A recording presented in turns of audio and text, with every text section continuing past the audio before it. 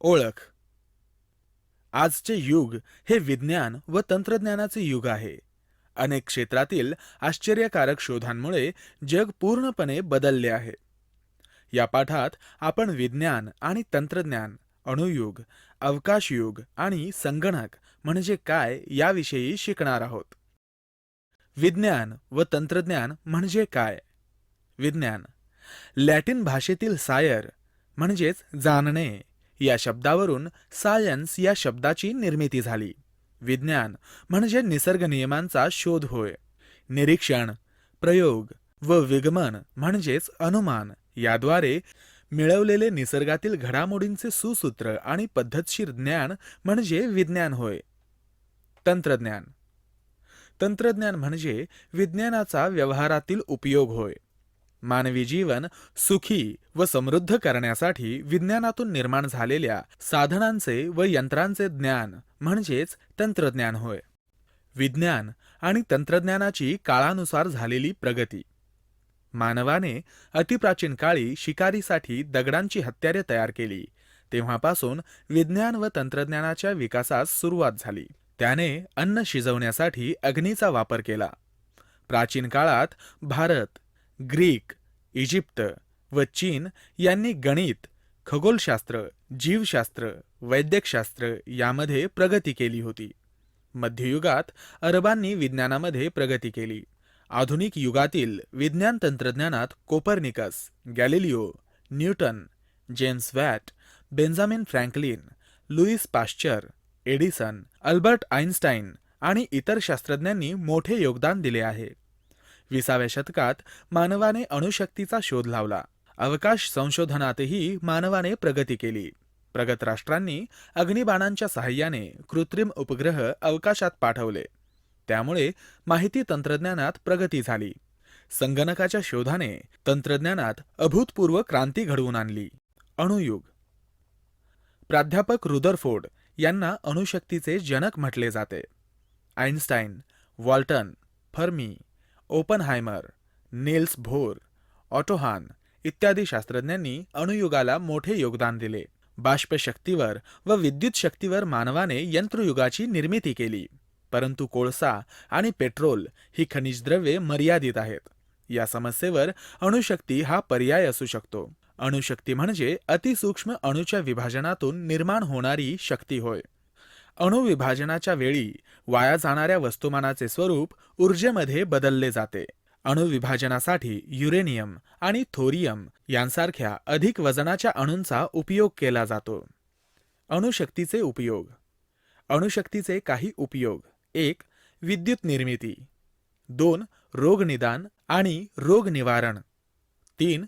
कृषी उद्योगाचा विकास. 4. अणुशक्तीवर चालणारी विमाने तयार करणे.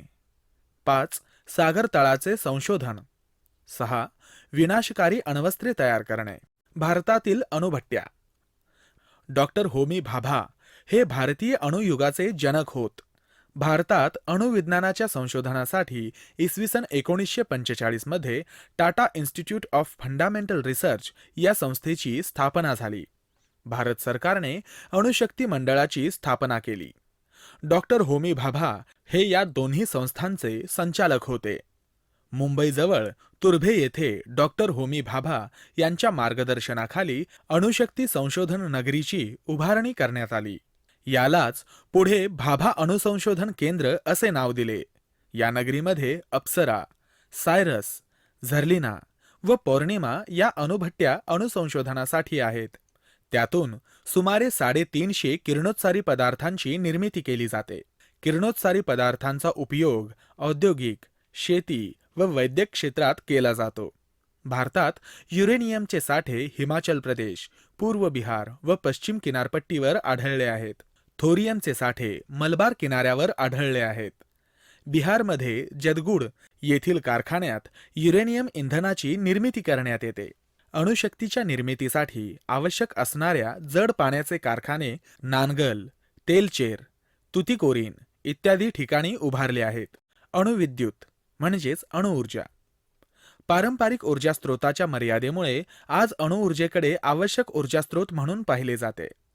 अणुशक्तीचा सर्वात मोठा उपयोग म्हणजे विद्युत निर्मिती हा होय. भारतात आज 17 अणुविद्युत केंद्रे असून यामधून 4120 मेगावॉट वीज निर्माण होते. भारतातील पहिले अणुविद्युत केंद्र मुंबईच्या उत्तरेस तारापूर येथे इसवी सन 1959 मध्ये उभारण्यात आले. तारापूर येथील विद्युत केंद्रातून एकूण 1400 मेगावॅट वीज निर्माण होते. अणुविद्युत केंद्राची रचना खालीलप्रमाणे आहे. 1. फ्युएल रॉड्स म्हणजेच इंधनाची नळकांडी. युरेनियमच्या इंधन नळकांड्यामध्ये न्यूट्रॉन्स घालण्यात येतात आणि प्रचंड उष्णता निर्माण होते. 2. पाणी व जड पाणी. इंधन नळकांड्यांभोवतीचे जड पाणी ही उष्णता शोषून घेते आणि वाफेवाटे बाहेर टाकते. 3. नियंत्रक नळकांडी.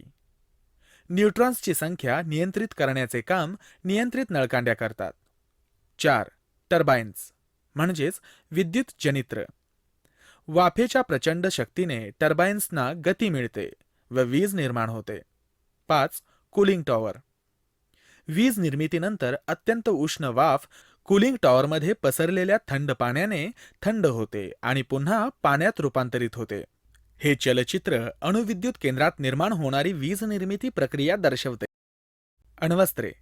दुसऱ्या महायुद्धाच्या अखेरीस जपानच्या हिरोशिमा व नागासाकी या शहरांवर अण्वस्त्र हल्ला करून ही शहरे उद्ध्वस्त केली. आज संयुक्त राष्ट्रे आणि रशियाकडे हजारो अण्वस्त्रे आहेत. भारताने 1974 मध्ये राजस्थानातील पोखरण येथे पहिली अण्वस्त्र चाचणी घेतली. जगातील निवडक अण्वस्त्रधारी राष्ट्रात भारत समाविष्ट आहे.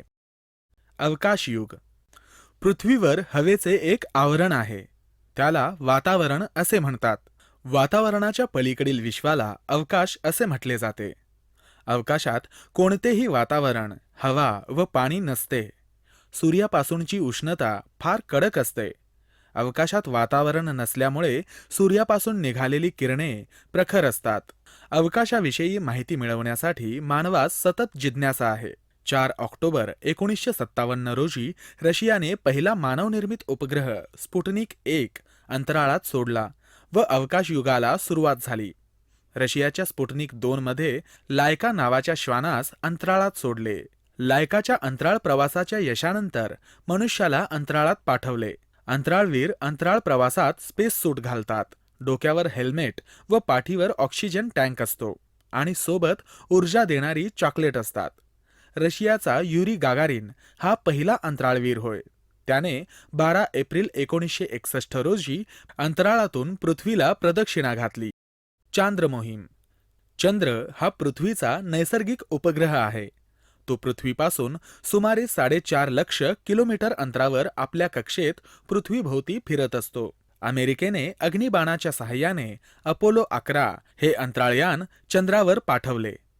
21 जुलै 1969 रोजी अपोलो 11 या अंतराळयानामधून नील आर्मस्ट्रॉंग आणि एडविन अल्ड्रिन यांनी चंद्रावर पाऊल ठेवले. भारताची चांद्र मोहीम. डॉक्टर विक्रम साराभाई यांना भारतीय अवकाश संशोधनाचे अर्ध्वयू मानले जाते. भारतीय शास्त्रज्ञांनी 23 ऑक्टोबर 2008 रोजी चांद्रयान 1 हे मानवविरहित अवकाशयान चंद्रावर पाठवले. चांद्रयान 1 हे चांद्रयान 14 नोव्हेंबर 2008 रोजी चंद्राच्या दक्षिण ध्रुवावर सोडले. चांद्र मोहिमेचे महत्त्व. चंद्रवीरांनी गोळा केलेल्या चंद्राच्या मातीच्या नमुन्यात पाण्याचे रेणू सापडले.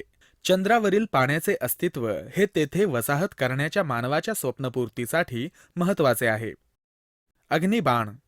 अमेरिकन शास्त्रज्ञ रॉबर्ट गोडार्डला अग्निबाण शास्त्राचा जनक म्हटले जाते. अवकाशात अवकाशयान पाठवण्यासाठी अग्निबाणाचा उपयोग करतात. अग्निबाणास पृथ्वीच्या गुरुत्वाकर्षण शक्तीच्या कक्षेतून मुक्त होण्यासाठी प्रचंड शक्ती लागते. अग्निबाणातील इंधनाच्या ज्वलनाने ही शक्ती तयार होते. ठराविक अंतरानंतर प्रत्येक टप्प्यात अग्निबाणाचे अनावश्यक भाग अलग होतात. अग्निबाण व अवकाशयान पृथ्वीस प्रदक्षिणा घालू लागतो. अग्निबाण तळावरील नियंत्रण केंद्रामधून अवकाशयान नियंत्रित केले जाते. कृत्रिम उपग्रह. रशिया, अमेरिका, इंग्लंड, फ्रान्स, चीन, भारत आणि इतर देशांनी आपले अनेक कृत्रिम उपग्रह अग्निबाणांच्या सहाय्याने अवकाशात पाठवले आहेत. कृत्रिम उपग्रहांचे प्रकार. 1. भूस्थिर उपग्रह. भूस्थिर उपग्रह पृथ्वीपासून साधारणतः 33,000 ते 35,000 किलोमीटर उंचीवर स्थिर केले जातात. ते अग्निबाणाच्या सहाय्याने पाठवले जातात आणि पृथ्वी ज्या वेगाने स्वतःभोवती फिरते त्याच वेगाने ते फिरतात. भारतीय भूस्थिर उपग्रहांना इन्सॅट म्हणतात. ते श्रीहरिकोटा येथील सतीश धवन अवकाश केंद्रातून पाठवले जातात. 2. ध्रुवीय उपग्रह. ध्रुवीय उपग्रह पृथ्वीपासून अवकाशात 800 ते 850 किलोमीटर उंचीवर पाठवले जातात. ते उत्तर ध्रुवापासून दक्षिण ध्रुवापर्यंत व तेथून परत अशी प्रदक्षिणा घालतात. IRS या मालिकेतील उपग्रह ध्रुवीय उपग्रह आहेत. कृत्रिम उपग्रहांचे फायदे. 1. दूरदर्शनचे कार्यक्रम प्रक्षेपित केले जातात. 2. दूरध्वनी, मोबाईल यांचा दळणवळणासाठी वापर होतो. 3. हवामानाचा अभ्यास केला जातो. 4. भूपृष्ठाचे चित्रीकरण व नकाशे तयार केले जातात. 5. भूपृष्ठावरील नैसर्गिक साधनसंपत्तीचा अभ्यास केला जातो. क्षेपणास्त्र. भारतीय क्षेपणास्त्र कार्यक्रमाचे जनक म्हणून डॉक्टर APJ अब्दुल कलाम यांना संबोधले जाते. यांना मिसाईल मॅन असेही संबोधले जाते. संरक्षण संशोधन आणि विकास संस्था DRDO येथे भारतीय क्षेपणास्त्रांचे संशोधन केलेले आहे. पृथ्वी, त्रिशूल, आकाश, अग्नी व नाग ही काही भारतीय क्षेपणास्त्रे आहेत. अग्नी या क्षेपणास्त्राची क्षमता 2000 किलोमीटर आहे. संगणकाचे महत्त्व. आजच्या युगात संगणकाचे घरात, प्रयोगशाळेत, कार्यालयात, संशोधनात इत्यादी ठिकाणी खूप महत्त्व आहे. संगणकाने विविध क्षेत्रात कामाची गती, अचूकता आणि गुणवत्ता वाढली आहे. क्षणात माहितीचे असंख्य स्रोत उपलब्ध होत आहेत. माहितीचे जतन व संवर्धन हे आता शक्य झाले आहे. यंत्रमानवाची निर्मिती हे शक्य झाले आहे. म्हणून ज्ञान, विज्ञान आणि तंत्रज्ञानात प्रचंड प्रगती होण्यास आपल्याला संगणकाची मदत झाली आहे. संगणक म्हणजे काय आहे? संगणक हे इलेक्ट्रॉनिक साधन आहे.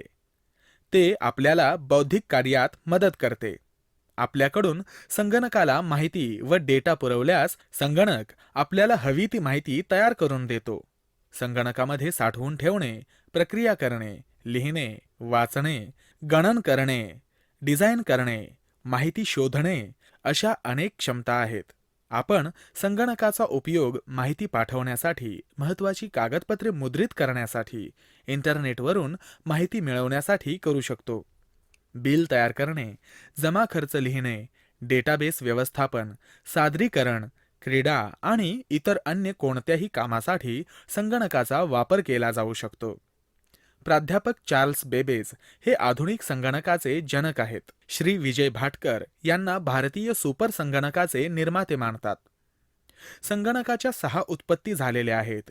ही पहिल्या 3 उत्पत्तींची प्रतिरूपे आहेत. संगणकाचे हार्डवेअर आणि सॉफ्टवेअर असे 2 भाग आहेत. संगणक हा हार्डवेअर आणि सॉफ्टवेअरनी बनलेला आहे. हार्डवेअर म्हणजे संगणकाचा पूर्ण वस्तुसंच होय. संगणक चालवण्यासाठी वापरले जाणारे संगणक कार्यक्रम म्हणजे सॉफ्टवेअर होय. संगणक मुख्य 3 भागांनी बनला आहे. 1. सेंट्रल प्रोसेसिंग युनिट म्हणजेच CPU. 2. Input unit. 3.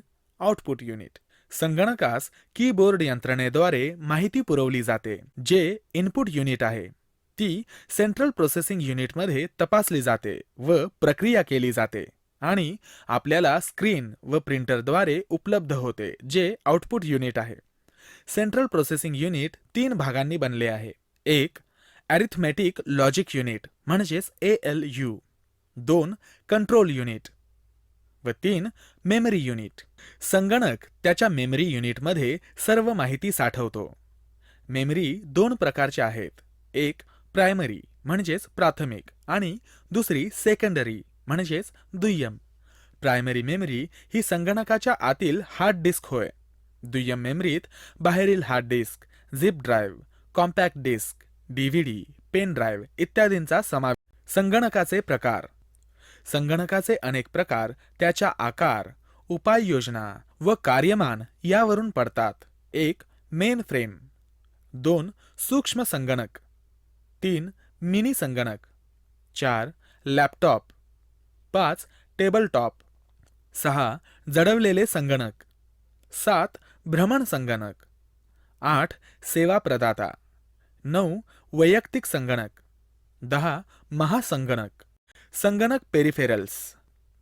संगणकाची कार्यक्षमता वाढवण्यासाठी जी साधने संगणकाला जोडली जातात त्यांना संगणक पेरिफेरल्स म्हणतात. संगणक पेरिफेरल्समध्ये खालील बाबींचा समावेश होतो: 1 input devices, 2 output devices, 3 communication devices, 4 storage devices. हा प्रवाह तक्ता ऑपरेटिंग सिस्टीम विषयी माहिती देतो. संगणकाचे उपयोग. संगणकाने अनेक क्षेत्रात क्रांती घडवून आणलेली आहे. 1 ई गव्हर्नन्स, कार्यालये, राज्यकारभार, सेवा सुविधा, औद्योगिक व्यवस्थापन यांतील ई गव्हर्नन्स.